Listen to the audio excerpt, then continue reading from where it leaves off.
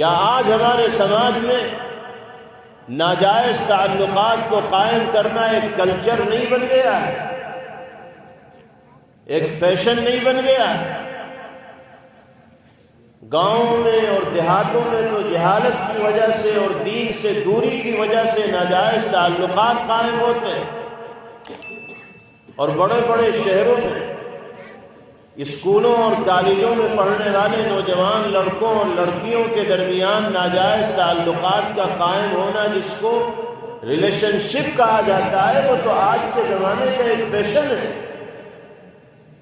College میں پڑھنے والا کوئی لڑکا اور کوئی لڑکی ایسی نہیں ہوتی کہ جس نے کسی کو اپنا فرینڈ نہ بنا رکھا ہو، الا ماشاءاللہ کچھ ہوتے ہیں جو اس ماحول میں بھی اپنے آپ کو اس طرح کی غلاظتوں سے اور گندگیوں سے پاک و صاف رکھنے میں کامیاب ہو جاتے ہیں، مگر اکثریت اس ماحول سے متاثر ہوتی ہے اور آزادی کے اس ماحول میں جینا چاہتی ہے کہ جس میں مذہب کی دیواریں بھی درمیان سے گر جاتی ہیں، اور اپنی خواہشات کو پورا کرنے کے لیے انسان آخری قدم اٹھانے کو بھی تیار ہو جاتا ہے۔ جب ناجائز تعلقات لڑکوں اور لڑکیوں کے درمیان عام ہوں گے تو ناجائز اولاد دنیا میں آئے گی، اور جب ناجائز اولاد دنیا میں آئے گی تو پھر اللہ کے غضب اور غصے کو ظاہر ہونے سے دنیا کی کوئی طاقت نہیں ہو سکتی۔ آج کل بڑی تعداد میں مسلمان لڑکے اور مسلمان لڑکیاں غیروں کے ساتھ چلے جا رہے ہیں۔ لڑکا ہے تو غیر مسلم لڑکی سے شادی رچا رہا، لڑکی مسلمان ہے تو غیر مسلم لڑکے سے شادی رچا رہی۔ اتنی آسانی کے ساتھ اپنے جھوٹے مفاد کو حاصل کرنے کے لیے ایمان کا سودا کیا جا رہا ہے، ضمیر کو بیچا جا رہا ہے، غیرت کو نیلام کیا جا رہا ہے کہ اس کا تصور بھی نہیں کیا جا سکتا۔ یہ سب کیوں ہو رہا ہے؟ اس کی بنیادی وجہ یہ ہے کہ دین و ایمان کی جو عظمت ہمارے دلوں کے اندر ہونی چاہیے تھی وہ عظمت نہیں پائی جاتی۔ اس لیے کہ جب انسان کے دل میں کسی چیز کی عظمت ہوتی، کسی کا تقدس ہوتا ہے، تو وہ اپنی جان کو تو نچھاور کر دے گا لیکن اس عظیم چیز کو اپنے پاس سے جانے نہیں دے گا۔ جناب رسول اللہ صلی اللہ تعالی علیہ وسلم نے ایک حدیث پاک میں یہ مضمون بیان فرمایا ہے کہ جب تک 3 خرابیوں سے امت بچتی رہے گی تو اللہ امت کے افراد کو دنیا میں بھی عافیت و سکون مرحمت فرمائیں گے اور آخرت میں بھی سرخروئی اور سرفرازی ان کا مقدر بنے گی۔ گویا کہ آپ یہ فرمانا چاہتے ہیں کہ اگر کامیابی چاہتے ہو تو 3 کاموں کو اپنے قریب پھٹکنے مت دو، اپنے سماج و معاشرے میں، اپنی بستیوں میں اور اپنے علاقے میں آنے مت دو۔ اپنی زندگیوں کو ان 3 خرابیوں سے محفوظ رکھو۔ اللہ کے حبیب کی ضمانت ہے اور گارنٹی ہے کہ دنیا میں بھی کامیاب ہوں گے اور آخرت میں بھی عزت و سرفرازی تمہارا مقدر ہے، مقدر بنتی رہے گی۔ کب تک؟ جب تک کہ 3 خرابیاں امت کے اندر پیدا نہ ہو جائیں۔ اگر ان 3 خرابیوں میں سے کوئی ایک خرابی بھی امت کے اندر آئے گی تو یاد رکھیے پھر ترقی کا راستہ طے کرنے کے بجائے امت تنزلی کے راستے کی جانب چل پڑے گی، پھر کامیابی کے راستے کی جانب چلنے کے بجائے ناکامی کے راستے کی طرف دوڑنے لگے، پھر عزت کے مقامات کو حاصل کرنے کے بجائے ذلت کی گہری کھائیوں کے اندر امت کے افراد گرنے لگے۔ یہ بالکل صاف لفظوں میں پیغمبر علیہ السلام نے ارشاد فرمایا۔ جناب رسول اللہ صلی اللہ علیہ وسلم کے ارشادات گرامی کے سچ ہونے پر، حق ہونے پر ہمیں ایسا ہی یقین ہے جیسے آسمان میں چمکنے والے سورج کی روشنی پر یقین ہوتا ہے۔ جس طرح آفتاب و ماہتاب کی روشنی کو جھٹلایا نہیں جا سکتا، اسی طرح نبی کریم علیہ السلام کے ارشاد گرامی کو بھی جھٹلایا نہیں جا سکتا۔ آپ نے اگر فرما دیا کہ دنیا میں آنے والے انسانوں کی دنیاوی اور اخروی کامیابیوں کا راز 3 کاموں کے اندر چھپا ہوا ہے، تو یہ پتھر کی لکیر ہے۔ جب تک ہم پیغمبر علیہ السلام کی ہدایت کے مطابق اپنے سماج اور معاشرے میں زندگی گزارنے والے افراد کو زندگی گزارنے کا اور اعمال کا عادی نہیں بنائیں گے، اس وقت تک عزت و عافیت اور سکون و اطمینان ہمارا مقدر نہیں بن سکتا۔ پہلے نمبر پر آپ نے ارشاد فرمایا ما لم يقبض عنهم العلم، جب تک اس امت میں علم کا چراغ روشن رہے گا، علم کا دور دورہ ہوگا، تعلیم کا ماحول ہوگا، گھر گھر قرآن پاک پڑھا اور پڑھایا جاتا ہوگا، دین کے بنیادی عقائد و مسائل سے چھوٹے بڑے واقف رہتے ہوں گے، ایمانی نورانی اور روحانی ماحول میں اہل ایمان زندگی بسر کر رہے ہوں گے، 100%، 95%، 90% تعلیم کا ماحول اس سماج کے اندر عام ہوگا۔ پیغمبر علیہ السلام فرماتے ہیں دنیا کی کوئی طاقت تمہیں شکست نہیں دے سکتی، ہرا نہیں سکتی، ناکامی سے ہمکنار نہیں کر سکتی، اگر تم علم کے جھنڈے کو لے کر میدان کے اندر مضبوطی سے کھڑے رہو گے اور تعلیمی میدانوں میں کامیابیاں حاصل کرتے رہو گے، اللہ کی معرفت کا نور تمہارے دل کے اندر ہوگا، نبی کی عظمت و محبت سے تمہارے قلوب سرشار ہوں گے، تو دنیا کا بڑے سے بڑا ابلیس بھی تمہیں اپنے دام میں پھانسنے میں کامیاب نہیں ہوگا۔ تو سب سے پہلی چیز جو کامیابی کے لیے پیغمبر علیہ السلام نے ضروری قرار دی وہ کیا ہے؟ تعلیم ہے، جاننا ہے، سیکھنا ہے، علم حاصل کرنا ہے، اور علم کا جو حقیقی مصداق ہے وہ علم ہے جو انسان کو انسان بناتا ہے، جو انسان کو ذمہ داریوں کی انجام دہی کا احساس دلاتا ہے۔ علم وہ ہے جو انسان کو اس کے خالق و مالک کی عظمت و قدر و منزلت اور محبت سے لبریز کرتا ہے۔ علم وہ ہے جو انسان کو اپنے معبود کی عبدیت اور غلامی میں زندگی گزارنے کا سلیقہ سکھاتا ہے، یعنی قرآن کا علم اور احادیث رسول صلی اللہ تعالی علیہ وسلم کا علم۔ حقیقی علم یہی ہے۔ اس کے علاوہ جو تعلیم بھی دنیا کے اندر حاصل کی جاتی ہے وہ بھی علم ہی کے زمرے میں ہے، اس کو بھی حاصل کرنے کی کوشش کرنی چاہیے اور تعلیمی میدانوں میں کمال حاصل کرنا چاہیے، لیکن سب سے پہلی ضرورت مسلمانوں کے لیے یہ ہے کہ وہ دین کا بنیادی علم حاصل کرنے والے ہوں۔ اگر مسلمانوں کے گھروں سے علم دین کا چراغ بجھ جائے گا تو پھر دنیا کی کوئی طاقت ان کو کامیابی کی دہلیز تک نہیں لے جا سکتی۔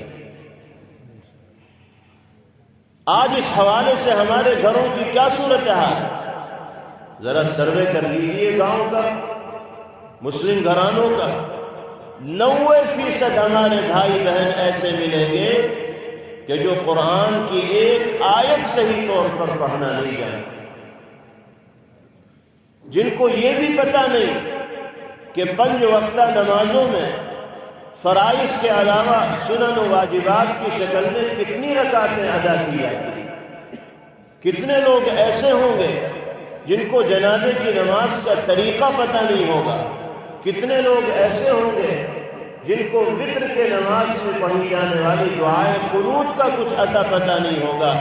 نبی پاک علیہ السلام کی سیرت و سنت اور پیغمبر علیہ السلام کی شخصیت اور آپ کی ذاتی زندگی کے احوال سے وہ بالکل ناواقف اور بے خبر ہوں گے، کہنے کو مسلمان ہیں لیکن دین کی جو بنیادیں ہیں ان سے ذرہ برابر بھی ان کی واقفیت نہیں ہے۔ اس کا صاف مطلب یہ ہے کہ علم سے ہم نے اپنے رشتے کو کاٹ دیا،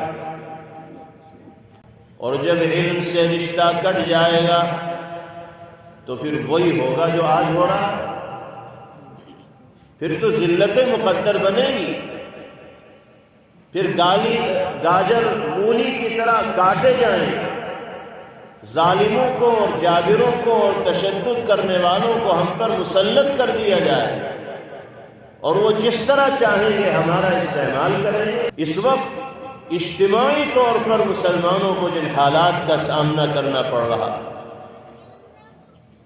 اور جس پریشان کن دور سے گزرنا پڑ رہا، اس میں دشمنوں کی ریشہ دوانیاں، ان کی سازشیں اور ان کی سرگرمیاں تو اپنی جگہ ہیں ہی، سب سے بڑا قصور اور سب سے بڑا جرم ہمارا اور آپ کا ہے کہ ہم نے کامیابی کے اس راستے کو چھوڑ دیا ہے جس کی کامیابی کی ضمانت جناب رسول اللہ صلی اللہ علیہ وسلم نے دی۔ یہ بچے اللہ کی امانت ہیں، یہ اولاد باری تعالیٰ کا انعام اور تحفہ ہے۔ ان بچوں کی اسی انداز میں تربیت کرنا جس انداز میں تربیت کا حکم ملا ہے امانت داری ہے، اور بچوں کی دینی تربیت سے غافل ہونا یہ امانت میں خیانت ہے، اور اللہ کی امانت میں جو انسان خیانت کرے گا وہ کہیں بھی کامیاب نہیں ہوگا اور کہیں اس کو چین و سکون نہیں ملے۔ اس لیے ہم اپنے بچوں کے لیے لازمی طور پر قرآن پاک کی تعلیم کا اور دین کے بنیادی عقائد و مسائل سے ان کو واقف اور باخبر کرانے کا انتظام کریں۔ یہ عزم لے کر آپ کو اور ہمیں یہاں سے اٹھنا ہے اور جانا ہے۔ اگر مسجد اور مدرسے اور مکتب کے قریب آپ رہتے ہیں تو مسجد میں جو مکتب قائم ہے، وہاں جو تعلیم قرآن کا حلقہ لگتا ہے، اس سے اپنے بچوں کو جوڑیں۔ مکتب کے قریب آپ رہتے ہیں تو مکتب سے اپنے بچوں کو جوڑیں، مدرسے کے قریب آپ رہتے ہیں تو مدرسے سے اپنے بچوں کو جوڑیں، اور اگر آپ کے چند گھروں کے درمیان کوئی مکتب و مدرسہ اور مسجد نہیں ہے تو کسی گھر کی بیٹھک میں مکتب کا انتظام کریں، اور آس پاس کے گھروں کے بچوں کو روزانہ کم سے کم 1 گھنٹے کے لیے جمع کریں اور ان کو قرآن لازمی طور پر پڑھائیں، ورنہ آنے والا زمانہ نہ آپ کو معاف کرے گا اور نہ آنے والی نسلیں آپ کو معاف کریں گی۔ اللہ تعالی علم ہی کے ذریعے اپنے بندوں کو دوسرے بندوں پر فضیلت و برتری عطا فرمائے۔ مال کے ذریعے عزت نہیں ملتی، منصب اور عہدے کے ذریعے حقیقی عزت نہیں ملتی۔ حقیقی عزت جو عزت کہے جانے کے لائق ہے، جو اللہ کی نگاہ میں بھی عزت ہے، جس سے انسان کا وقار بڑھتا ہے، اس کا مرتبہ بڑھتا ہے، یہ وہ ہے جو علم کے ذریعے انسان کو حاصل ہوتا ہے۔ قرآن پاک میں ارشاد فرمایا گیا، يَرْفَعِ اللَّهُ الَّذِينَ آمَنُوا مِنْكُمْ وَالَّذِينَ أُوتُوا الْعِلْمَ دَرَجَاتٍ۔ اللہ تعالی تم میں سے اہل ایمان کا اور ان کا جن کو علم عطا کیا گیا مقام و مرتبہ بلند فرما دیتے ہیں۔ ایک دوسری جگہ باری تعالی ارشاد فرماتے ہیں، وَلَقَدْ آتَيْنَا دَاوُودَ وَسُلَيْمَانَ عِلْمًا، ہم نے داؤد و سلیمان علیہ السلام کو خاص علم عطا کیا۔ اس علم سے مراد اگرچہ نبوت ہے، لیکن عمومی معنی کے اعتبار سے نبوت کے علاوہ دیگر علوم بھی جو ان کو عطا کیے گئے تھے وہ بھی اس میں شامل ہیں۔ جب داؤد و سلیمان علیہ السلام کو علم عطا کیا گیا تو ان دونوں حضرات نے کیا کہا؟ وَقَالَ الْحَمْدُ لِلَّهِ الَّذِي فَضَّلَنَا عَلَى كَثِيرٍ مِّنْ عِبَادِهِ الْمُؤْمِنِينَ۔ علم کی دولت سے جب یہ دونوں حضرات مالا مال ہوئے تو انہوں نے خوش ہو کر اعلان کیا، تمام تعریفیں اس اللہ رب العزت والجلال کے لیے ہیں جس نے ہمیں اپنے مومن بندوں میں سے بہت سو پر فضیلت و فوقیت اور برتری عطا کرے۔ یہ فوقیت و برتری، فضیلت و عزت جو ان کو میسر ہوئی، یہ کس کی بدولت میسر ہوئی؟ علم کی بدولت میسر ہوئی۔ علم وہ دولت ہے، وہ سرمایہ ہے جو انسان کو دنیا میں بھی عزت و سرفرازی سے ہمکنار کرتا ہے اور آخرت میں بھی انسان کو کامیابیوں سے مالا مال کرتا ہے۔ یہ پہلی چیز ہے جو نبی کریم علیہ السلام نے ارشاد فرمایا کہ اگر کامیابی چاہتے ہو تو علم سے اپنے رشتے کو مضبوط رکھنا ہو۔ دوسرے نمبر پر آپ نے ارشاد فرمایا لا تزال هذه الأمة على شريعة ما لم يقبض عنهم العلم ويكثر فيهم ولد الخبث۔ فرمایا کہ یہ امت اور اس امت کے افراد اس وقت تک کامیابی کے راستے پر چلتے رہیں گے جب تک کہ ان کے درمیان ناجائز اولاد کی کثرت نہیں ہوگی۔ اگر امت میں اتنا بگاڑ عام ہو جائے، اتنا فساد پھیل جائے اور حیا اور عفت کا اس طرح جنازہ نکل جائے کہ لڑکوں اور لڑکیوں، مردوں اور عورتوں کے درمیان ناجائز تعلقات عیب ہی نہ سمجھے جاتے ہیں، تو پھر تو الٹی گنتی امت کے افراد کی اسی دن سے شروع ہو جائے اور ان کے لیے ذلت و خواری مقدر بنتی چلی جائے۔ اللہ ہمیں معاف فرمائے۔ آج ہمارا ایمان اور ایمانی جذبہ اتنا کمزور ہو گیا ہے کہ دین و ایمان کی کوئی عظمت و قدر و منزلت ہمارے ذہن و دماغ میں باقی رہی ہی نہیں۔ اس کا نتیجہ ہے کہ ہم اپنی مرضی کو پورا کرنے کے لیے اپنے ایمان کا سودا کرنے میں بھی کتراتے ہیں۔ ارتداد کے اس ماحول کا مقابلہ کرنے کے لیے، غیروں کے ساتھ جانے والی اپنی بچیوں کو روکنے کے لیے سب سے بڑا چیلنج اور سب سے بڑی محنت یہ ہے کہ ہم گھر گھر میں زندگی گزارنے والے بچوں اور بچیوں کے دلوں میں دین کی عظمت اور ایمان کی قدر و منزلت پیدا کر دیں، ان کو سچا مسلمان بنا دیں۔ جب عظمت دل کے اندر پیدا ہوگی تو پھر وہ کسی بھی حال میں اپنے دین و ایمان کا سودا کرنے کی طرف نہیں جائے۔ باری تعالی ہم سب کو شریعت و سنت کے مطابق زندگی گزارنے کی توفیق مرحمت فرمائے۔ تیسری اور آخری چیز نبی کریم علیہ السلام نے ارشاد فرمایا لا تزال هذه الأمة على شريعة ما لم يظهر فيهم السقارون۔ آپ نے فرمایا کہ یہ امت اس وقت تک کامیابی کے راستے پر چلتی رہے گی جب تک کہ اس میں سقارون ظاہر نہیں ہو۔ صحابہ کرام رضوان اللہ علیہم اجمعین نے سوال کیا وَمَا السَّقَّارُونَ يَا رسول اللہ، اے اللہ کے رسول یہ نام تو ہم نے پہلی مرتبہ سنا، ہمیں تو اس کا معنی اور مفہوم بھی نہیں پتا کہ سقارون کس کھیت کی مولی ہے، کس کو کہا جاتا ہے سقارون۔ آپ اس کی وضاحت فرما دیجئے کہ سقارون کسے کہتے ہیں۔ تو نبی کریم علیہ السلام نے ارشاد فرمایا تحیتهم بینہم اذا تلاقوا التلاعن۔ آپ نے فرمایا کہ سقارون ان لوگوں کو کہا جاتا ہے جن کی زبانیں اتنی خراب ہوتی ہیں کہ جب وہ منہ کھولتے ہیں، زبان کھولتے ہیں، کچھ بولتے ہیں تو ان کی گفتگو کا آغاز اور شروعات لعنت کے جملوں سے اور گالی سے ہوتی ہے۔ وہ زبان کھولیں گے تو گالی دیتے ہوئے کھولیں، وہ 2 منٹ بات کریں گے تو 1 منٹ تک گالی دیں۔ ان کے انداز گفتگو میں نہ تہذیب ہوتی ہے، نہ شائستگی ہوتی ہے، نہ سنجیدگی ہوتی ہے، نہ متانت ہوتی ہے۔ ان کی گفتگو سے نہ بڑوں کا ادب و احترام جھلکتا ہے، نہ چھوٹوں کے ساتھ شفقت کا اظہار ہوتا ہے۔ وہ سب سے تو تڑاک سے اور ابے تبے سے بات کرتے ہیں۔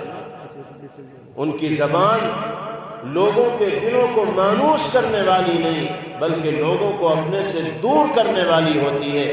آپ نے فرمایا کہ جب انسانی سماج میں زبان کا غلط استعمال کرنے والے لوگوں کی کثرت اور بہتات ہوگی تو سمجھ لینا کہ اب اللہ کا غضب نازل ہی ہونا ہے اور اللہ کی نظر رحمت سے سماج کو اور انسانیت کو گر جانا ہے۔ اور جب امت اللہ کی نظر رحمت سے گرے گی تو اسے پھر سر چھپانے کے لیے کہیں جگہ نہیں ملے۔ آپ بتائیے کیا یہ خرابی آج کے زمانے میں ہمارے سماج میں عام نہیں ہے؟ کیا ہم زبان کے اعتبار سے بے لگام نہیں ہیں؟ کیا ہماری زبانیں گالی کی، جھوٹ کی، غیبت کی، چغلی کی، دل آزاری کی اور ایذا رسانی کی عادی نہیں بن چکی ہیں؟ ہم تو گالی کے ایسے عادی بنے ہوئے ہیں کہ 20 گالی دے دیتے ہیں اور یہ احساس تک نہیں ہوتا کہ ہم نے کوئی برا کام کیا ہے، کوئی گناہ کا کام کیا ہے، اس لیے کہ زبان پہ چڑھی ہوئی ہے گالی، آٹومیٹک زبان پہ آتی ہے۔ اور سننے والا بھی ہماری زبان سے گالی سن کر اس کے چہرے پر اور اس کی پیشانی پر کوئی شکن نہیں پڑتی، کیونکہ وہ صبح سے شام تک 20 مرتبہ سنتا ہے، وہ بولتا ہے تو وہ بھی گالی دیتا ہے۔ یہی صورتحال جھوٹ کی ہے۔ معمولی دنیاوی مفادات کی خاطر جھوٹ بول لینا ہمارے لیے بہت آسان اور سہل ہو گیا۔ کوئی مجلس ہماری ایسی نہیں ہوتی کہ جس میں ہم کسی پر چھیٹا کشی نہ کر رہے ہوں، کسی پر نازیبا تبصرہ نہ کر رہے ہوں، کسی کی برائی نہ کر رہے ہوں، کسی کے سلسلے میں غیر مہذب گفتگو نہ کر رہے ہوں۔ اللہ نے یہ زبان اس کام کے لیے ہمیں اور آپ کو نہیں عطا فرمائی۔ یہ زبان اللہ نے اپنے ذکر سے سرشار کرنے کے لیے عطا کی۔ اس زبان کو اللہ نے اپنے کلام کی تلاوت کے لیے عطا فرمایا۔ یہ زبان اللہ نے محبت بھرے اور پیار بھرے جملے بولنے کے لیے، انسانوں کو اپنے سے مانوس کرنے کے لیے، لوگوں کے دلوں پر حکومت کا ماحول قائم کرنے کے لیے اللہ نے یہ زبان عطا فرمائی ہے۔ اور یہ سچائی ہے کہ ماحول کو بنانے میں اور ماحول کو بگاڑنے میں زبان کا اتنا بڑا کردار ہے کہ اس کو جھٹلایا نہیں جا سکتا، بھلایا نہیں جا سکتا۔ بگڑی ہوئی باتیں بن جاتی ہیں زبان کے صحیح استعمال سے، اور بنی ہوئی باتیں بگڑ جاتی ہیں زبان کے غلط استعمال سے۔ انسان صحیح استعمال کرے زبان کا تو سال ہا سال کے جھگڑوں کا نمٹارا ہو جاتا ہے، اور انسان اسی زبان کا اگر غلط استعمال کر لے تو سال ہا سال سے بسی ہوئی محبتیں دلوں سے کھرچ کر نکال دی جاتی ہیں۔ اسی لیے جناب رسول اللہ صلی اللہ علیہ وسلم نے امت کو یہ نسخہ بتایا کہ اگر دنیا اور آخرت کی کامیابی چاہتے ہو تو اپنی زبان کو پاکیزگی کا عادی بناؤ، ورنہ اللہ کے حصار سے اور اللہ کی حفاظت سے تم نکل جاؤ گے اور پھر ذلت و خواری اور رسوائی تمہارا مقدر بنتی چلی جائے۔ ہمیں اس پہلو پر بہت زیادہ توجہ دینے کی ضرورت ہے، اس لیے کہ اس میدان میں بھی ہماری غفلت اور شرعی احکامات کو پیروں تلے روندنا یہ عام ہے۔ ایک دوسرے پر اپنی زبان کے ذریعے ظلم و زیادتی کرنا، ایک دوسرے کی تنقید اور طنز کسنا، یہ آج ہمارے سماج کی عمومی صورتحال بن چکی ہے۔ حالانکہ پیغمبر علیہ السلام نے اس طرح کی خصلتوں کو مسلمان کے منافی قرار دیا ہے۔ آپ نے فرمایا کہ مسلمان میں یہ رذائل، یہ خسائل، یہ گناہ اور یہ برائیاں ہو ہی نہیں سکتی۔ ارشاد فرمایا پیغمبر علیہ السلام نے، المسلم اخو المسلم لا يظلمه ولا يخذله ولا يحقره۔ ایک مسلمان دوسرے مسلمان کا بھائی ہے، ایک مسلمان دوسرے مسلمان پر ظلم نہیں کرتا، زیادتی نہیں کرتا، گالی نہیں دیتا، برا بھلا نہیں کہتا، ایک مسلمان دوسرے مسلمان کو ذلیل اور رسوا نہیں کرتا، ایک مسلمان دوسرے مسلمان کی تحقیر اور توہین نہیں کرتا، یہ پیغمبر علیہ السلام فرمایا۔ یعنی آپ نے فرمایا کہ گالی دینا، کسی کو ذلیل کرنا، کسی کی تحقیر کرنا، یہ مسلمان کا کام ہے ہی نہیں۔ اس کے باوجود بھی اگر کوئی مسلمان گالی میں مشغول، دل آزاری والے جملے بول رہا ہے، کسی کے لیے ذلت اور رسوائی اور حقارت کا سامان کر رہا ہے، تو نہ صرف یہ کہ وہ اپنے آپ کو مسلمان ہونے کے دائرے سے باہر نکال رہا ہے، بلکہ وہ پیغمبر علیہ السلام کے دل کو بھی تکلیف پہنچا رہا ہے اور آپ کے اعتماد کو مجروح کر رہا ہے اور ٹھیس پہنچا رہا ہے۔ نبی کریم علیہ السلام نے فرمایا بِحَسْبِ امْرِئٍ مِّنَ الشَّرِّ أَن يُحَقِّرَ أَخَاهُ الْمُسْلِمِ، ایک انسان کے اللہ کی نگاہ میں برا ہونے کے لیے صرف اتنا کافی ہے کہ وہ کسی دوسرے مسلمان بھائی کی تحقیر اور توہین کرے۔ نماز بھی پابندی سے پڑھتا ہے، روزے بھی رکھتا ہے، اللہ کے کلام کی تلاوت بھی کرتا ہے، لیکن مسلمان کی تحقیر و تذلیل اور توہین کرتا ہے۔ جناب رسول اللہ صلی اللہ علیہ وسلم ارشاد فرماتے ہیں کہ اس انسان کے برا ہونے کے لیے اتنا کافی ہے کہ اس نے دوسرے کے لیے ذلت کا اور خاری کا اور تحقیر و توہین کا سامان کیا۔ جناب رسول اللہ صلی اللہ علیہ وسلم تو دوسروں کی عزت نفس کا ایسا خیال فرماتے تھے کہ اس کا تصور نہیں کیا جا سکتا۔ ایک روایت میں آپ نے ارشاد فرمایا اذا کنتم ثلاثة فلا يتناجى الاثنان دون الآخر، جب کسی جگہ تم 3 ساتھی بیٹھے ہو تو 2 ساتھی آپس میں کانا پھوسی میں مت لگنا، 2 ساتھی قریب آ کر خاموشی سے گفتگو اور بات چیت میں مشغول مت ہونا، کیونکہ تم اگر آپس میں قریب آ کر بات چیت کرو گے تو تمہارا جو تیسرا ساتھی ہے وہ بیچارہ اکیلا پڑ جائے گا، اس کے دل کو ٹھیس پہنچے گی، وہ یہ سوچے گا کہ پتہ نہیں ان لوگوں کو مجھ پر اعتماد نہیں، مجھ پہ بھروسہ نہیں، پتہ نہیں یہ میرے خلاف کوئی سازش رچ رہے ہیں، یہ مجھ سے کسی نقصان کے پہنچنے کا اندیشہ ان کو ہو رہا ہے۔ یہ چیز تمہارے ساتھی کے لیے تکلیف کا باعث ہوگی، اس لیے آپ نے فرمایا 3 ساتھی جہاں پر ہوں وہاں اگر بات کرنی ہو تو تینوں مل کر کرو، ورنہ تو خاموش بیٹھو۔ یہ نہیں کہ ایک کو اکیلا چھوڑ دیا اور 2 آپس میں گانا پھوسی کرنے لگے۔ فرمایا حتی تختلطوا بالناس، یہاں تک کہ اور لوگ بھی تمہارے پاس آ جائیں۔ اس کے بعد اگر 2 آدمی آپس میں بات کر رہے ہیں تو پھر یہ کسی تیسرے کے لیے دل آزاری کا باعث اور ذریعہ نہیں بنے۔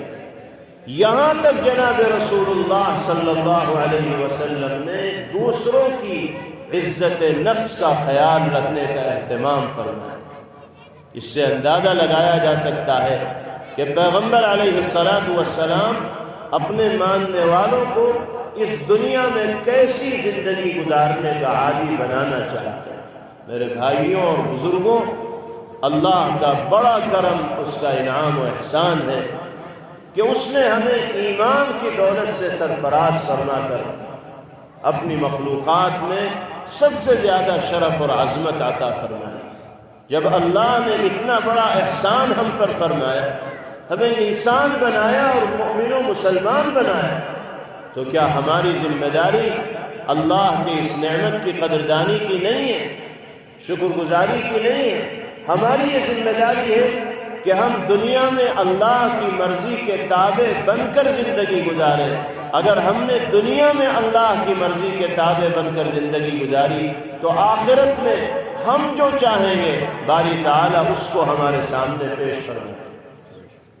وہاں اللہ ہماری مرضی کے مطابق فیصلہ فرمائیں گے۔ دنیا میں اگر ہم نے اپنے آپ کو اللہ کی مرضی کا غلام بنا دیا، یہ امتحان کا گھر ہے، اس امتحان میں ہمیں کامیابی مل جائے گی اگر ہم نے اپنی خواہشات کو اللہ کی رضا کے لیے قربان کیا، اور پھر کامیابی حاصل کرنے والے لوگوں کو منہ مانگا انعام ملتا ہے، پھر وہاں جو چاہیں گے اللہ وہ ہمارے لیے مہیا فرمائیں گے اور میسر فرمائیں گے۔ اور میں نے عرض کیا پیغمبر علیہ السلام کے ارشاد گرامی کی روشنی میں کہ 3 چیزیں جب تک ہمارے سماج میں زندہ رہیں گی، ہمارے معاشرے میں زندہ رہیں گی، ہمارے گھروں میں زندہ رہیں گی، ہماری زندگی میں زندہ رہیں گی، اللہ دونوں جہاں کی کامیابیوں کے مراحل و مقامات کو طے کرنا ہمارے لیے آسان فرمائے۔ ان 3 چیزوں کو یاد کر کے جانا ہے اور اس کو اپنی زندگیوں میں نافذ کرنا ہے۔ نمبر 1، علم کا چراغ اور تعلیم کا چراغ ہمیں گھر گھر جلانا ہے، بچے بچے کو پڑھانا ہے، بڑوں اور چھوٹوں کو قرآن کی تعلیم دلانی ہے۔ دوسری چیز یہ ضروری ہے کہ ہمارے گھر کا ماحول دینی ہو، ہمارے روابط اور تعلقات شریعت و سنت کے مطابق ہو، ہم اپنے بچوں پر، اپنے نوجوانوں پر نگاہ رکھنے والے ہوں کہ وہ جوانی کی رو میں بہہ کر اور جوانی کی جذبات میں بہہ کر ناجائز تعلقات قائم کرنے والے نہ بنے، کیونکہ اس طرح کا بگاڑ اگر سماج میں ہوگا تو پھر اللہ کی مدد حاصل نہیں ہوگی، ذلت و خواری اور پریشانی مقدر بنتی چلی جائے۔ اور تیسری چیز کامیابی کے لیے یہ ضروری ہے کہ ہماری زبان سچائی کی عادی ہو، اچھے جملے بولنے کی عادی ہو، جھوٹ سے، غیبت سے، چغلی سے اور ہر طرح کے خلاف شرع جملوں سے ہماری زبان محفوظ ہو۔ ان 3 چیزوں کی اگر ہم نے عادت بنا لی تو اللہ کے حبیب صلی اللہ علیہ وسلم کی ضمانت و گارنٹی کے مطابق دونوں جہاں کی کامیابیاں ہمارا مقدر بنے گی۔ باری تعالی ہم سب کو ان ہدایات پر عمل پیرا ہونے کی توفیق نصیب فرمائے۔